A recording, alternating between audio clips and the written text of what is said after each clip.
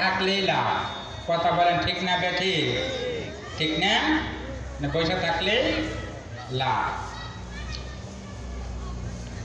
আলহামদুলিল্লাহ আলহামদুলিল্লাহ নাহমাদুহু ওয়া নাস্তাঈনুহু ওয়া নাস্তাগফিরুহু ওয়া নু'মিনু বিহি ওয়া নাতাওয়াক্কালু আলাইহি ওয়া নাউযু বিল্লাহি মিন শুরুরি আনফুসিনা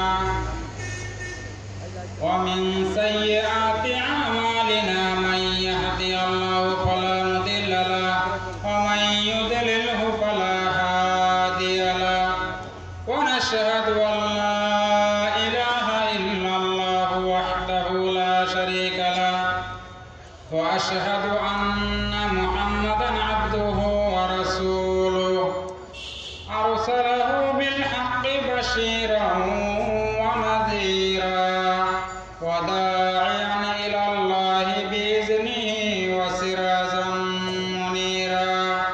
ফাকাদ ক্বালা আল্লাহু তাবারাকা ওয়া তাআলা ফি কালামিহিল মাজিদ ওয়াল ফুরকানিল হামিদ। আউযু বিল্লাহি মিনাশ শাইতানির রাজীম। বিসমিল্লাহির রহমানির রহিম। ইয়া বুনাইয়া লা তুশরিক বিল্লাহ ইন্নাশ শিরকা লাযুলমুন আযীম। ওয়া ক্বালা রাসূলুল্লাহি সাল্লাল্লাহু আলাইহি ওয়াসাল্লাম আল জান্নাতু তাহতা আকদামিল উম্মাহাত আও কামা ক্বালা আলাইহিস সালাতু ওয়াসসালাম।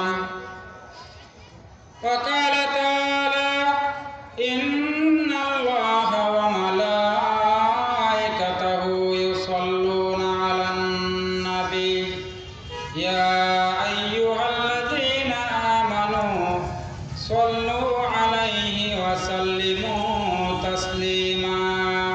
সবাই একটু দরুদ ইব্রাহিম করি আমরা। আল্লাহুম্মা সাল্লি আলা মুহাম্মাদ ওয়া আলা আলি মুহাম্মাদিন কামা সাল্লাইতা আলা ইব্রাহিম ওয়া আলা আলি ইব্রাহিম ইন্নাকা হামিদুম মাজিদ। আল্লাহুম্মা বারিক আলা মুহাম্মাদ ওয়া আলা আলি মুহাম্মাদিন কামা বারাকতা আলা ইব্রাহিম ওয়া আলা আলি ইব্রাহিম ইন্নাকা হামিদুম মাজিদ। সম্মানিত হাজিরিন, ঐতিহ্যবাহী কোয়ারকান্দি বাইতুল আমান জামে মসজিদের উদ্যোগে আয়োজিত আজকের ইসলামী মহাসম্মেলনের আমার পরম শ্রদ্ধেয় সভাপতি, উপস্থিত উলামায়ে কেরাম, আমার সামনে উপবিষ্ট ইসলাম প্রিয় দিন প্রিয় আমার পিতৃতুল্য মুরব্বিয়ানে কেরাম, যুবক ভাইয়েরা, ছোট ছোট কোচিরা, পর্দার আড়ালে আমার মা ও বোনেরা, সবাইকে দিল খোলা সালাম জানাচ্ছি। আসসালামু আলাইকুম ওয়া রাহমাতুল্লাহ। সালামের জবাবটা একটু জোরে দিলে আল্লাহ খুশি হবেন। আসসালামু আলাইকুম ওয়া রাহমাতুল্লাহি ওয়া বারাকাতুহু। সম্মানিত হাজিরিন, আল্লাহ রাব্বুল আলামিনের অশেষ মেহেরবানিতে এই সন্ধ্যায় মাগরিবের নামাজের পর আমরা এখানে আল্লাহ পাক আমাদেরকে বাছাই করে এখানে এনে কোরআন এবং হাদিসের কিছু আলোচনা শোনার সুযোগ করে দিলেন। আমরা সবাই ওই মহান প্রভুর দরবারে, জাল্লা জালালুহুর দরবারে জানাই শুকরিয়া। সবাই বলি আলহামদুলিল্লাহ। আরো জোরে বলি আলহামদুলিল্লাহ। আলহামদুলিল্লাহ বলে আল্লাহ খুশি হন, ঠিক না? আল্লাহ খুশি হন।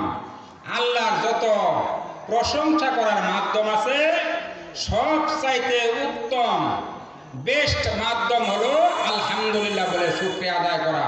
জোরে বলেন আলহামদুলিল্লাহ। সুতরাং বাবাজিরা, আজকে তো আমরা ইসলামকে যাদের ইচ্ছা মতো ব্যবহার করতেছি, ইসলামের বিধান মতো আমরা ইসলামকে ব্যবহার করছি না। কথা বলেন ঠিক না বেঠি? ইচ্ছা মতো ব্যবহার করতেছি। ইসলামকে আমরা কোন পর্যায়ে নিয়ে আসছি দেখেন।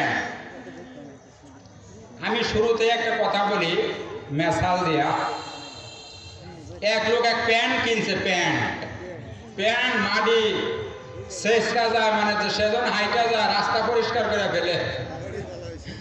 তো বউয়েরে যাই কইছে বউ প্যান্টটা একটু খাটো করে দেওনি। তো বউ বা আমি বুড়া হয়ে গেছি চোখকে দেখি না প্যান্ট খাটা করুন কেমন তোমার মেয়ের কাছে যাও। গেছে মেয়ের কাছে, মেয়েরে যাই কইছে মেয়ে প্যান্টটা একটু কাটতে খাটো করে দাও। আমি বাবা পরীক্ষা সামনে, আমি কেমনে তোমার প্যান্ট কাটবার যাও? তোমার পুত্রবধূর কাছে যাও। গেছে বউয়ের কাছে, বউ কইতেছে বাবা শ্বশুর বাবা আমি তো রান্না বান্না নিয়ে ব্যস্ত, আমি আপনার প্যান্ট কাটবো কেমনে? তিনজনে অস্বীকার করছে। এবার রাত হয়েছে, লোকটা প্যান্ডাল হয়ে ঘুমাইছে। ঘুমাইলে বউ কইতেছে বেড়া একটা আদেশ করলো মানলাম না, মন খারাপ করবো, যাক কেনছি একটা লই যায় প্যান্ট 4 ইঞ্চি কাটটা দিছে নিচ দিয়া। এবার মেয়ে কইতেছে বা একটা আদেশ করলো মানলাম না, কেনছি লই যায় হে কাটছে আরো 4 ইঞ্চি, 6 আর 4 10 ইঞ্চি হয়েছে, তাই না? এবার পুত্রবধূ কইতেছে শ্বশুর একটা আদেশ করলো মানলাম না, হে কেনছি লই যায় কাটছে আরো 2 ইঞ্চি। এবার সকালবেলা উঠতে দেখে বেটা এটা হাফ প্যান্ট হয়ে গেছে, আসিল ফুল প্যান্ট হয়ে গেছে হাফ প্যান্ট। সম্মানিত হাজিরিন, হাসার কথা না, ইসলামকে এখন আমরা হাফ প্যান্ট বানাই ফেলছি। কথা বলেন ঠিক না ব্যাঠি? কিভাবে? নামাজ পড়লে দোয়া করা লাগে না এখন। আপনারা বলেন কথা ঠিক না ব্যাঠি? দোয়া করতে হয় না। অথচ ইবনে মাজাহ শরীফের হাদিস আছে হুজুর বসা, আমার ওইভাবে কথা বলা ঠিক না। আল্লাহ রসুল সাল্লাল্লাহু আলাইহি সাল্লাম বলছেন না, দোয়া ও মুকুল ইবাদা, দোয়া হলো সমস্ত ইবাদতের মগজ, মাথা, হেড। অথচ এই দোয়া এখন আমরা ছাইড়া দিতেছি অনেকে। কবরের মধ্যে জানাজা কইরা কবরবাসী করার পরে দোয়া করা লাগে না, এটাও ছাইড়া দিছি আমরা। কথা বলেন ঠিক না বেঠি? দরুদ করা লাগে না, খারইয়া বা বইয়া সেটা হলো ভিন্ন কথা, দরুদও করা লাগে না। খারইয়া করলে হেরা বেদাতি, বইয়া করলে হেরা, এই যে একটা ফেরকা, এই যে একটা দ্বন্দ্ব বিদ্বন্দ্ব আমাদের সারা বাংলাদেশের কোথাও বাদ নাই। আর ফতোয়া শুরু হয়েছে, কাফের ফতোয়া দেয়, অমুক কাফের, হে কাফের, ফলনা কাফের, টাসকা কাফের, ওইটা মইরা গেলে ওইটারে যেন কব্বর দেব, ওই কব্বরের উপরে যে ঘাট জ্বালাবো, ওই ঘাট যে গরু খাবে, গরু সুদ্ধা কাফের। এইভাবে ঢালাও ফতোয়া চলতেছে। কথা বলে ঠিক বলছি না ঠিক বলছি? বাবাজির ওই প্রসঙ্গে যাচ্ছে না, আমার মূল প্রসঙ্গে চলে যায় ইনশাআল্লাহ। আপনাদের কাছে একটু দোয়া চাচ্ছি। আমি যে আয়াতটা পড়ছি, আয়াতের আলোকে সংক্ষেপে কিছু কথা বলার চেষ্টা করবো ইনশাআল্লাহ। ওমা তাওফীকি ইল্লা বিল্লাহ, আলাইহি তাওয়াক্কালতু ওয়া ইলাইহি উনীব, সুবহানাকা লা ইলমা লানা ইল্লা মা আল্লামতানা ইন্নাকা আনতাল আলিমুল হাকীম। আপনারা একটু দোয়া করেন, আমি সংক্ষেপে 2টা কথা বলার চেষ্টা করব। আপনারা একটু দোয়া করতে পারবেন তো ইনশাআল্লাহ? আল্লাহ রাব্বুল আলামিন পবিত্র কালামে পাকে বলেছেন, ওয়ালাউ আন্না মা ফিল আরদি মিন শাজারাতিন আকালামুন ওয়াল বাহরু ইয়ামুদ্দুহু মিন বাদি সাবাতু আবহুরিন মা নাফিদাত কালিমাতুল্লাহ ইন্নাল্লাহা আজিজুন হাকীম। সবাই করে আল্লাহু আকবার। আল্লাহ রাব্বুল আলামিন বলেছেন, এই পৃথিবীতে যত বৃক্ষ রাজি আছে, সমস্ত বৃক্ষগুলিকে যদি কলম বানিয়ে দেওয়া হয়, আর এই 7 সমুদ্র এবং তার সমপরিমাণ পানিকে যদি কালি বানিয়ে দেওয়া হয়, আর এই কলম দিয়া এবং আল্লাহর কলম, এই কলম দিয়া এই কালিগুলি যদি কালি দিয়ে যদি আল্লাহর নিয়ামতের কথা, আল্লাহর নিয়ামত রাজির কথা যদি লেখা আরম্ভ করা হয়, কালিগুলি শেষ হয়ে যাবে, কলমগুলি একদিন ফুরিয়ে যাবে, কিন্তু আল্লাহ রাব্বুল আলামিনের নিয়ামতের কথা লেখা শেষ হবে না। কথা বলেন ঠিক না বেঠি? আল্লাহ নিয়ামতের কথা লেখা শেষ হবে। আল্লাহ পাক সূরা রহমানের ভিতরে এই জন্য বারবার একটা কথা বলছেন, ফাবি আইয়ি আলাই রাব্বিকুমা তুকাজ্জিবান। আল্লাহর কোন নিয়ামতটাকে তোমরা অস্বীকার করো? আমার এই বডির দিকে তাকাইলে আল্লাহ আমাকে যে নিয়ামত দিছে, এইটার কি শুকরিয়া আদায় করে শেষ করা যাবে বাবাজিরা? শেষ করা যাবে না। আল্লাহ রাব্বুল আলামিন, আমি যে আয়াত করেছি, এখানে লুকমান হাকিম তার সন্তানকে উপদেশ দিতে গিয়ে বলতেছেন, ইয়া বুনাইয়া লা তুশরিক বিল্লাহ ইন্নাশ শিরকা লাযুলমুন আযীম। হে আমার সন্তান, হে আমার ছোট্ট সন্তান বাচ্চা, তুমি আল্লাহর সঙ্গে শিরক করিও না, কারণ শিরক হলো সবচাইতে গুরুতর অপরাধ। সবচাইতে ভয়ঙ্কর অপরাধ হলো আল্লাহর সঙ্গে শিরক করা। কথা বলেন ঠিক না বেটি? এই শিরক কি বাবাদের এখন চলতেছে না দুনিয়াতে? অহরহ চলতেছে, অথচ আমরা তার খোঁজ খবর রাখি না। এবার লুকমান হাকিমের এই কথাটা, লুকমান হাকিম সম্পর্কে তাফসীরে কিতাবে দুইটা রায় আসছে। কেউ বলেন তিনি আল্লাহর ওলি ছিলেন, কেউ বলেন আল্লাহর নবী ছিলেন। এই লুকমান হাকিমের কথাগুলি আল্লাহ রাব্বুল আলামিনের কাছে এত পছন্দ হয়েছে, আল্লাহ রাব্বুল আলামিন কুট করে কথাগুলি কুরআন শরীফের মধ্যে লিপিবদ্ধ করে দিয়েছেন। সুবহানাল্লাহ। লুকমান হাকিম বলতেছেন, হে সন্তান, আল্লাহর সঙ্গে শিরক করিও না। আল্লাহর কাছে কথাগুলো অত্যন্ত পছন্দ হয়ে গেছে। আল্লাহ রাব্বুল আলামিন লুকমান হাকিমকে বলতেছেন, লুকমান হাকিম, তুমি তোমার সন্তানকে আমার সঙ্গে পরিচয় করিয়ে দিলা, এবার আমার আল্লাহর দায়িত্ব হলো তোমার সন্তানকে তোমার পিতামাতার সঙ্গে পরিচয় করিয়ে দেওয়া। জুরে কোন সুবহানাল্লাহ। এই জন্য আল্লাহ রাব্বুল আলামিন কুরআন শরীফের মধ্যে ইরশাদ করেছেন, ওয়া ওয়াসাইনাল ইনসানা বিওয়ালিদাইহি ইহসানা হামালাতুহু উম্মুহু কুরহান ওয়া ওয়াদাতুহু কুরহা। আমি তামাম পৃথিবীর সমস্ত মানুষকে এই হুকুম জারি করে দিয়েছি, এই হুকুম দিয়েছি, তুমি তোমার মা বাবার সঙ্গে উত্তম আচরণ করো। কার সঙ্গে? মা বাবার সঙ্গে উত্তম আচরণ করো, কারণ তোমার মা তোমাকে গর্ভধারণ করেছেন অত্যন্ত কষ্টের সাথে। জুরে কোন সুবহানাল্লাহ। আমি যখন মায়ের গর্ভে ছিলাম, মা ঠিক মতো ঘুমাইতে পারছেন না, মা ঠিক মতো খাইতে পারছেন না। আল্লাহর হাবিব বিশ্ব নবী জনাবে মুহাম্মদ রাসূলুল্লাহ সাল্লাল্লাহু আলাইহি সাল্লাম ইরশাদ করেন, এই জন্য মা যে ঠিক মতো খাইতে পারলো না, 10 মাস পর্যন্ত মা রোজা রাখলে যে সওয়াব হইতো, মায়ের আমল নামায় আল্লাহ রাব্বুল আলামিন সেই সওয়াব লিখে দেন। সুবহানাল্লাহ, সুবহানাল্লাহ। মা যে সন্তান পেটে থাকার কারণে 10 মাস পর্যন্ত ঘুমাইতে পারলো না, এই 10 মাস পর্যন্ত রাত্রে দাঁড়ায় নফল ইবাদত করলে যে সওয়াব হতো, আল্লাহ রাব্বুল আলামিন মায়ের আমল নামায় সেই সওয়াব লিখে দেন। সুবহানাল্লাহ, সুবহানাল্লাহ। সম্মানিত হাজিরিন, একটু জিকির করি লা ইলাহা ইল্লাল্লাহ। আজান হবে, আজানের পরে আমি আমার অবশিষ্ট আলোচনাটুকু শেষ করে দেব ইনশাআল্লাহ। এখন এশার নামাজের আজান হবে, 7:15 এশারের জামাত অনুষ্ঠিত হবে মসজিদে।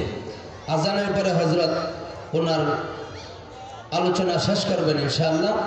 এখন আজান পরিবেশন করছে আমাদের আজকের আমন্ত্রিত শিল্পী, আমাদের এই পাশে, আমাদের ডান পাশেই এখানেই আলিফ মিম ফুড এর প্রোভাইডার মালিক আমাদের মাঝে মোহাম্মদ মুফাজ্জল হোসেন ভাই আমাদের মাঝে আজকের এশার নামাজের আজান পরিবেশন করছে।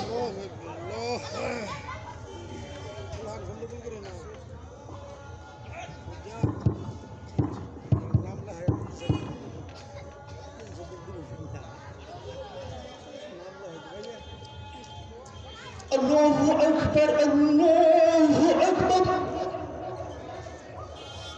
الله أكبر،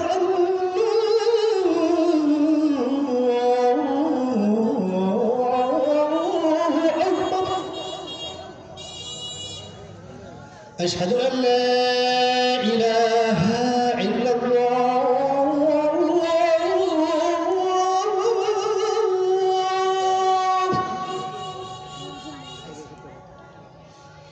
أشهد أن لا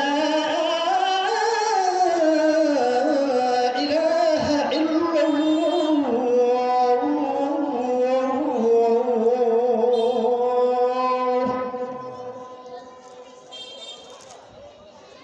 أشهد أن محمد رسول الله.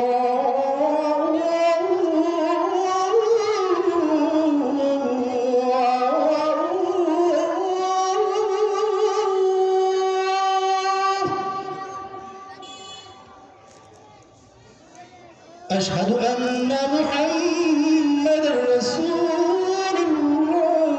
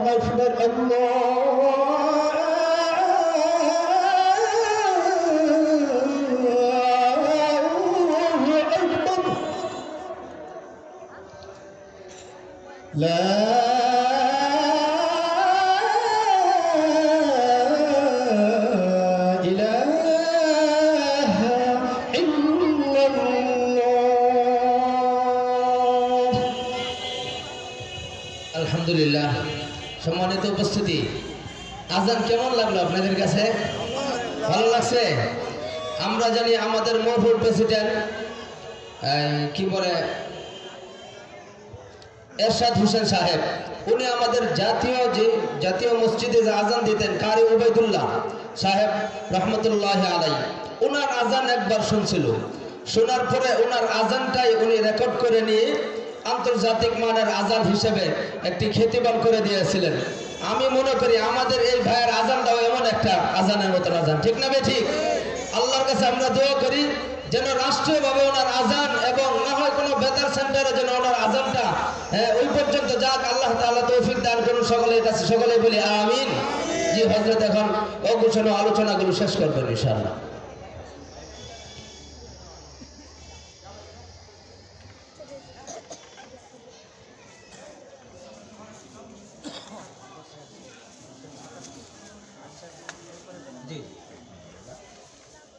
আলহামদুলিল্লাহ। সম্মানিত হাজিরিন, আমরা বলছি একটু ধৈর্য ধরে খুব সংক্ষেপে শেষ করে দেবো ইনশাআল্লাহ। আল্লাহর হাবিব এই মা বাবার সম্মান করেছেন, খেদমত করেছেন, সম্মান দিয়েছেন। কিভাবে? এক সাহাবী হযরত আবু হুরায়রা রাদিয়াল্লাহু তাআলা আনহু এই হাদিসখানা বর্ণনা করছেন। এক সাহাবী এসে আল্লাহর হাবিবকে জিজ্ঞেস করলো, হুজুর খেদমত করবো কার? আল্লাহর হাবিব বললেন তোমার মায়ের। লোকটা আবার প্রশ্ন করলো, হুজুর সুম্মায়ুন এরপর কার? আল্লাহর হাবিব বললেন তোমার মায়ের। লোকটা আবার প্রশ্ন করলো, সুম্মায়ুন এরপর কার? আল্লাহর হাবিব বললেন তোমার মায়ের। সুম্মায়ুন এরপর কার? এরপর তোমার বাবা। মায়ের হক 3 বার, বাবার হক 1 বার বলেছেন রাসূল। তোমার আপনার মায়ের হকের কথা বাপের হকের উপর 3 গুণ বৃদ্ধি করে দিয়েছেন আল্লাহর হাবিব। যেরকম সুবহানাল্লাহ। মুহাদ্দিসিনে কেরাম লেখেন, মায়ের হক 3 বার বাড়ার কারণ হলো মা আপনাকে আমাকে কষ্ট ধারণ করেছেন, গর্ভ ধারণ করেছেন অত্যন্ত কষ্টের সাথে।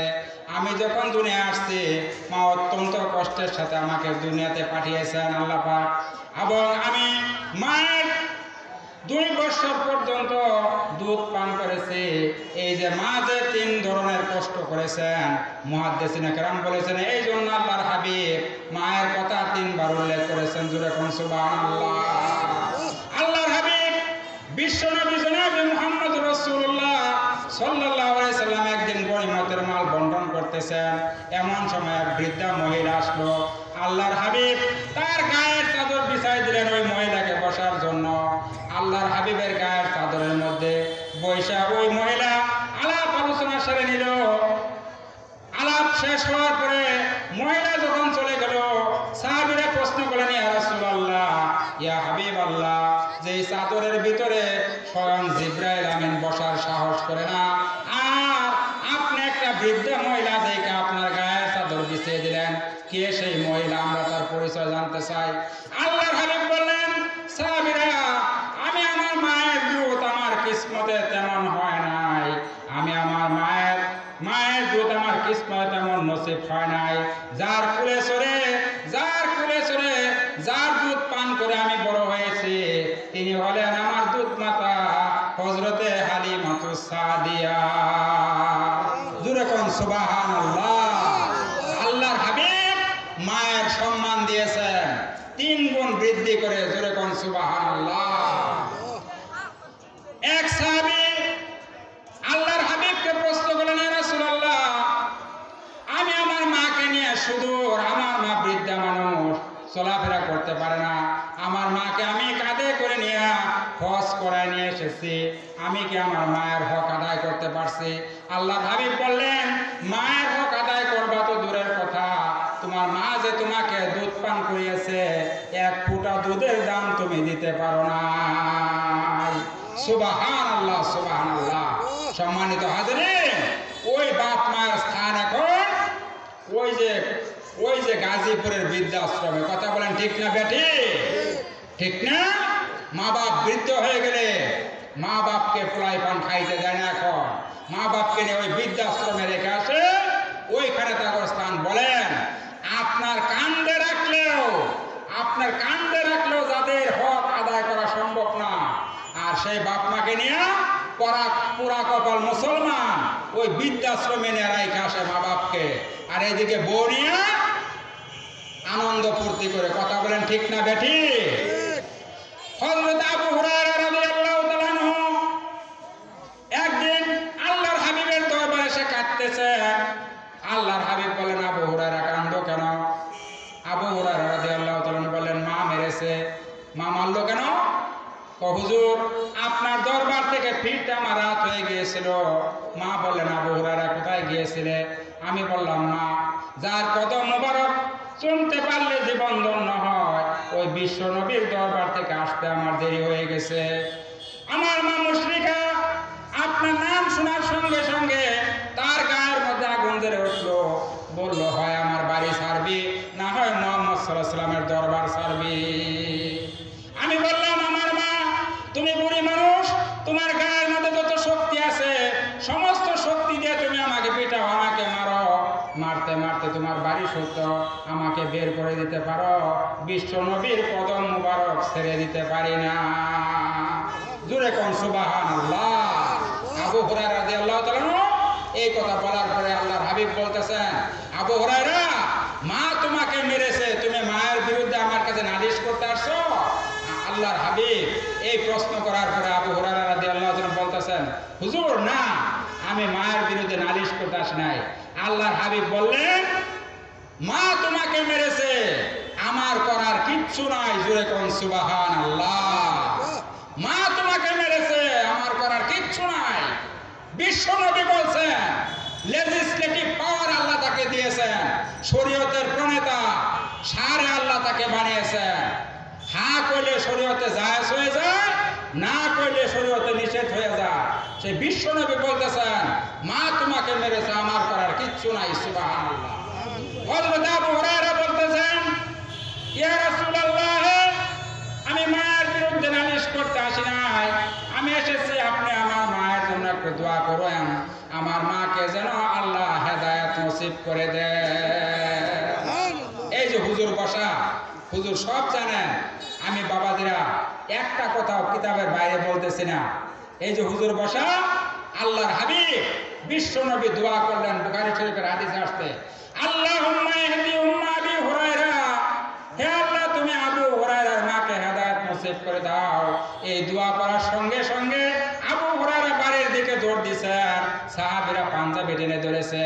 আবু হুরায়রা বলতেছে, আমাকে দৌড়াতে দাও, আমি আগে বাড়িতে গিয়ে দেখতে চাই। আমি আগে বাড়ি গিয়ে পৌঁছিলাম না, আল্লাহর হাবিবের দোয়া আমার বাড়ি পৌঁছে গেছে। আবু হুরায়রা রিওয়ায়াত করেন, আমি আমার ঘরের দরজায় গিয়ে দরজা নক করলাম। আমার মায়ের কণ্ঠ থেকে বের হয়ে আসলো, কে? আমি বললাম, মা, আমি তোমার আবু হুরায়রা এসেছি। আবু হুরায়রা বর্ণনা করেন, মায়ের গলার ভিতরে শিরকিয়তের কোনো কর্কশতা পেলাম না, মায়ের গলার ভিতরের মধ্যে তাওহীদের গন্ধ পেলাম। আমার মনে হলো আল্লাহর হাবিবের নিক্ষিপ্ত তীর আমার মায়ের নিশানায় পৌঁছে গেছে। আবু হুরায়রার মা দরজা খুলে বললেন, বাবা, তোমাকে মেরে আমি বড় লজ্জায় পড়েছি, আমি তোমাকে মেরে বড় অন্যায় করেছি, তুমি তো কোনো খারাপ জায়গায় যায় নাই। বাবা, তুমি আমাকেও পড়িয়ে দাও, লা ইলাহা ইল্লাল্লাহু মুহাম্মাদুর রাসূলুল্লাহ। সকলে পড়ি সাল্লাল্লাহু আলাইহি সাল্লাম। সম্মানিত হাজিরিন, আবু হুরায়রা রাদিয়াল্লাহু তাআলা নূর মা মুসলমান হয়ে গেলেন। সুবহানাল্লাহ, সুবহানাল্লাহ। আমি এবং আপনি ছোট্টকালে যখন অসুস্থ ছিলাম, এই বাপ মা আমার আপনার শিয়রে বৈশা আল্লাহর কাছে দোয়া করছে। এই মায়ে বাবা আল্লাহর কাছে দোয়া করছে, আল্লাহ, আমার জীবনের বিনিময় হলেও আমার সন্তানটাকে তুমি বাঁচাইয়া রাখো। কথা বলেন ঠিক না বেটি? এই জন্য বাবাজিরা, কোন কবি বলছেন, বিদেশে বিরাজ্যে যার পুত্র মারা যায়, পশু পাখি না জানিতে আগে জানে মা। কথা বলেন ঠিক না বেটি? কেউ না জানলেও আগে মায়ে জেনে যায় আমার সন্তানরা আর নাই। সুবহানাল্লাহ বলেন, সুবহানাল্লাহ। মা বুঝতে পারে আমার সন্তানরা দুনিয়ায় নাই। এত সম্মান আল্লাহ দিয়েছেন মায়ের। বাপের সেই পোড়া কপাল মুসলমান, আমরা সেই বাপ মাকে সম্মান করতে জানি না। হযরত আসমা বিনতে আবু বকর রাদিয়াল্লাহু তাআলা আনহা একটা হাদিস রিওয়ায়াত করছেন, তিনি বলতেছেন আমার মা মুশরিকা অবস্থায় আমার কাছে আসলো।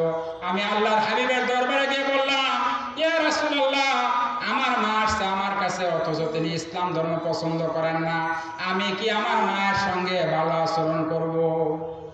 আল্লাহর হাবিব বললেন, আসমা বিনতে আবু বকর রাদিয়াল্লাহু তাআলা আনহাকে, অবশ্যই তোমার মা মুশরিকা হলেও তুমি তোমার মায়ের সঙ্গে উত্তম আচরণ করো। জোরে কোন সুবহানাল্লাহ।